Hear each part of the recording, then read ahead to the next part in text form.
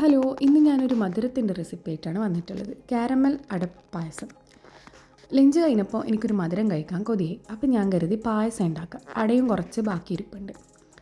അപ്പോൾ അത് വെച്ചിട്ട് ഉണ്ടാക്കാൻ കരുതി ഒരു പാൻ അടുപ്പിൽ വെച്ചിട്ട് അതിലേക്ക് 3/4 കപ്പ് പഞ്ചസാര ഇട്ട് കൊടുത്തിട്ടുണ്ട്. ഇനി അതൊന്ന് നല്ലപോലെ ചെറിയ ഫ്ലെയിമിലിട്ടിട്ട് കാരമലൈസ് ചെയ്തെടുക്കണം. അപ്പോൾ ഇതാ അത് കാരമലൈസ് ആയിട്ട് വരുന്നുണ്ട്. പ്രത്യേകം ശ്രദ്ധിക്കണം, ചെറിയ ഫ്ലെയിമിലിട്ട് ലോ ഫ്ലെയിമിലിട്ടിട്ട് വേണം ഇത് ചെയ്തെടുക്കാൻ. ഇല്ലെങ്കിൽ പെട്ടെന്ന് തന്നെ അത് കരിഞ്ഞു പോകും. പിന്നെ ആ കരിഞ്ഞ ടേസ്റ്റ് ആയിരിക്കും ഉണ്ടാവുക. അപ്പോൾ അതങ്ങനെ കാരമലായിട്ടുണ്ട് പഞ്ചസാര. ഇനി അതിലേക്ക് ഒരു ചെറിയ കഷ്ണം ബട്ടർ ഇട്ട് കൊടുക്കാം. അതൊന്ന് മെൽറ്റ് ചെയ്തെടുക്കാം.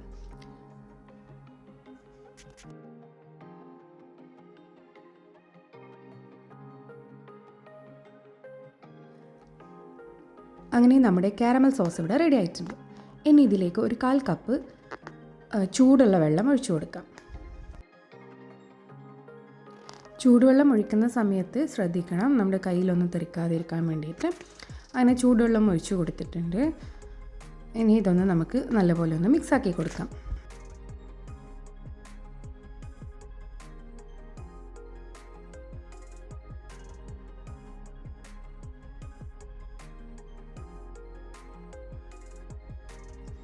ഇനി ഇതിലേക്ക് നമുക്ക് 1 കപ്പ് പാൽ ഒഴിച്ചു കൊടുക്കാം.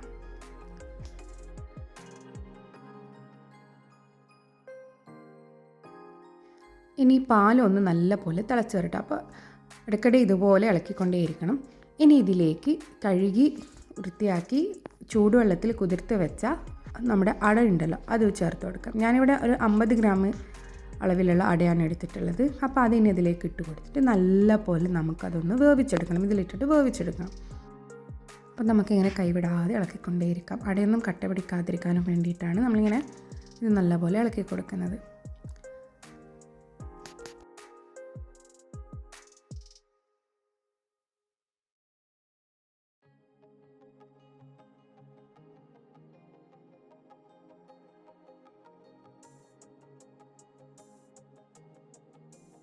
അങ്ങനെ അടയും പാലും ഒക്കെ നല്ലപോലെ തിളച്ച് വരുന്നുണ്ട്. ഇനി ഇതിലേക്ക് നമുക്ക് ഒരു 1/2 ടീസ്പൂൺ ഏലക്ക പൊടിച്ചതും 1/4 ടീസ്പൂൺ കുറച്ച് ഉപ്പും ചേർത്ത് കൊടുക്കുക. ഉപ്പ് ചേർക്കുന്നതെന്ന് വെച്ചാൽ ആ മധുരം ഒന്ന് ബാലൻസ് ചെയ്ത് വേണ്ടിയിട്ട്.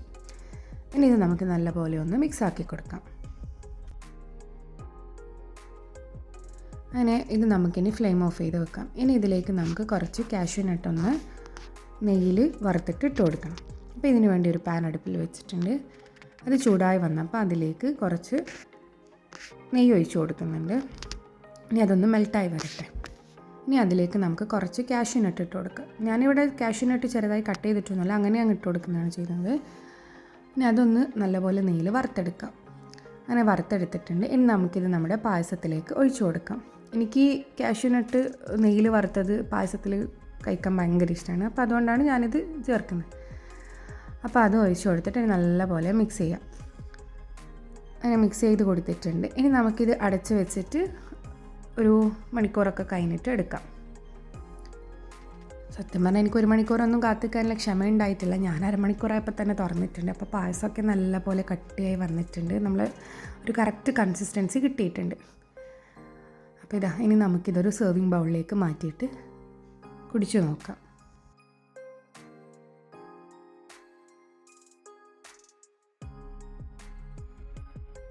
സത്യം പറയാലോ, ഒരു രക്ഷയില്ല. അടിപൊളി ടേസ്റ്റ്. ആ കാരമൽ സോസും നെയ്യും ഒക്കെ ചേർന്നിട്ട് നല്ലൊരു അടിപൊളി ടേസ്റ്റ് തന്നെയാണ്. അപ്പോൾ ഇതുപോലെ ട്രൈ ചെയ്യാത്തവരാണെങ്കിൽ ഒന്ന് ഇതുപോലെ ട്രൈ ചെയ്ത് നോക്കുക. ആദ്യമായിട്ടാണ് എൻ്റെ ഈ ചാനൽ കാണുന്നത് എങ്കിൽ പ്ലീസ് ഒന്ന് സബ്സ്ക്രൈബ് ചെയ്ത് സപ്പോർട്ട് ചെയ്യുക. ഫ്രണ്ട്സിനും റിലേറ്റീവ്സിനും ഒക്കെ ഷെയർ ചെയ്ത് സപ്പോർട്ട് ചെയ്യുക. പുതിയ വീഡിയോസുമായി വീണ്ടും കാണാം. Thank you for watching.